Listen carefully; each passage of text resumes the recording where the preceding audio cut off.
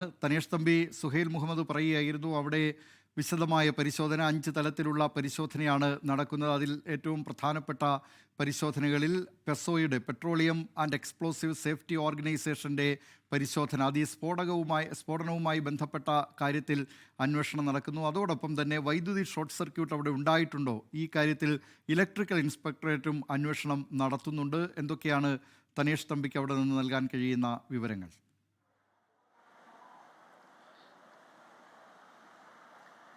ദിലീപ് കുമാർ, ഞാനിപ്പോൾ നിൽക്കുന്നത് Thrissur medical college കാഷ്വാലിറ്റിയിലാണ്. ഇപ്പോൾ സുഹൈൽ മുഹമ്മദ് പറഞ്ഞ അന്വേഷണങ്ങൾ സാങ്കേതികാർത്ഥത്തിൽ ആ അന്വേഷണങ്ങളെല്ലാം സഹായിക്കുക സംസ്ഥാന സർക്കാർ പ്രഖ്യാപിച്ചിരിക്കുന്ന ജുഡീഷ്യൽ അന്വേഷണത്തെയാണ്. CN രാമചന്ദ്രൻ ജസ്റ്റിസ് അദ്ദേഹം ഈ അന്വേഷണം ഏറ്റെടുക്കുമെന്ന് പ്രഖ്യാപിച്ചു കഴിഞ്ഞിട്ടുണ്ട്.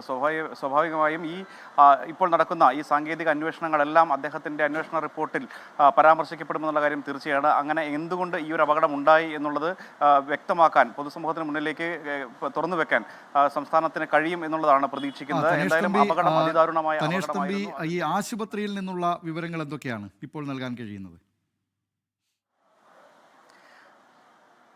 ദിലീപ് കുമാർ, ആശുപത്രിയിൽ ഇപ്പോൾ രാവിലെ 11 പേരാണ് ചികിത്സയിലുണ്ടായിരുന്നത്. അതിൽ ഇത് 10ആയി ചുരുങ്ങിയിരിക്കുന്നു. ഒരാൾ മരണപ്പെട്ടു. 2 പേരാണ് ICUവിലുണ്ടായിരുന്നത്. അതിലൊന്ന് ലൈസൻസി ആയിട്ടുള്ള സതീഷ് ആയിരുന്നു. അദ്ദേഹത്തിൻ്റെ നില ഇപ്പോഴും ഗുരുതരമായി തുടരുകയാണ്. ഒപ്പം വെന്റിലേറ്ററിൽ തന്നെ ഉണ്ടായിരുന്ന പ്രവീൺ ആണ് മരിച്ചത്. 45 വയസ്സായിരുന്നു. പട്ടാമ്പി സ്വദേശിയായിരുന്നു. അദ്ദേഹം ജീവന് വേണ്ടി പൊരുതിക്കൊണ്ട് ഇരിക്കുകയായിരുന്നു. ഇന്നൊരു ശസ്ത്രക്രിയ നടത്തിയിരുന്നു. അദ്ദേഹത്തിന് ഇന്റേണൽ ബ്ലീഡിംഗ് അധികമായി ഉണ്ടായിരുന്നു. അത് മറികടക്കുന്നതിന് വേണ്ടിയിട്ടുള്ള ശസ്ത്രക്രിയയാണ് നടത്തിയത്. രക്തം അങ്ങനെ പുറത്തേക്ക് അകത്ത് കെട്ടിക്കിടന്ന രക്തം മാറ്റുന്നതിന് വേണ്ടിയിട്ടുള്ള ശസ്ത്രക്രിയ നടത്തിയെങ്കിലും അത് വിഫലമാവുകയായിരുന്നു. അങ്ങനെ അദ്ദേഹം മരണത്തിന് ഉച്ചയോടുകൂടി കീഴടങ്ങി. അങ്ങനെ മരണസംഖ്യ ഉയർന്നിരിക്കുന്നു, 14ആയി മാറിയിരിക്കുന്നു.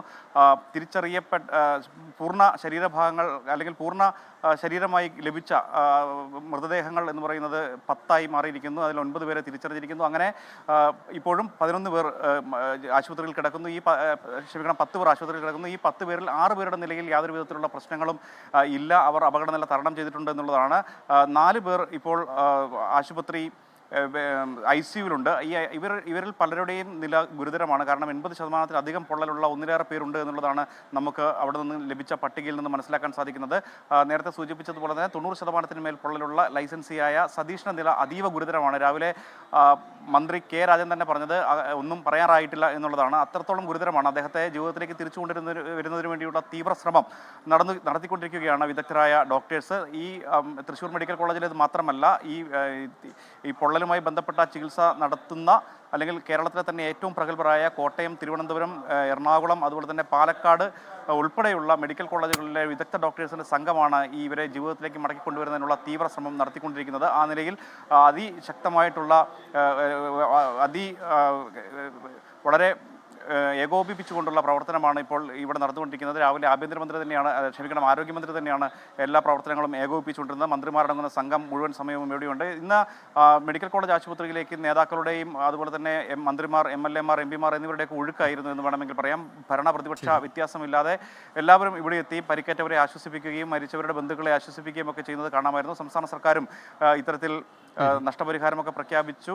അങ്ങനെ അവരെ ചേർത്ത് പിടിച്ച് ഒപ്പം ചേർക്കുന്ന കാഴ്ചയാണ് തൃശ്ശൂർ മെഡിക്കൽ കോളേജിൽ നിന്ന് നമുക്ക് തുടർച്ചയായി കാണാൻ കഴിയുന്നത്. ദിലീപ് കുമാർ, ആശുപത്രിയിൽ ചികിത്സയിൽ കഴിയുന്നവർ അതിവേഗം ഈ തീപ്പൊള്ളലിൻ്റെ കാഠിന്യത്തെ അതിജീവിക്കട്ടെ. ഡോക്ടർമാർ തീവ്ര പരിശ്രമം നടത്തിവരികയാണ്. വിവരങ്ങൾ നൽകിയത് തൃശ്ശൂർ മെഡിക്കൽ കോളേജ് ആശുപത്രിയിൽ നിന്ന് തനേഷ് തമ്പി.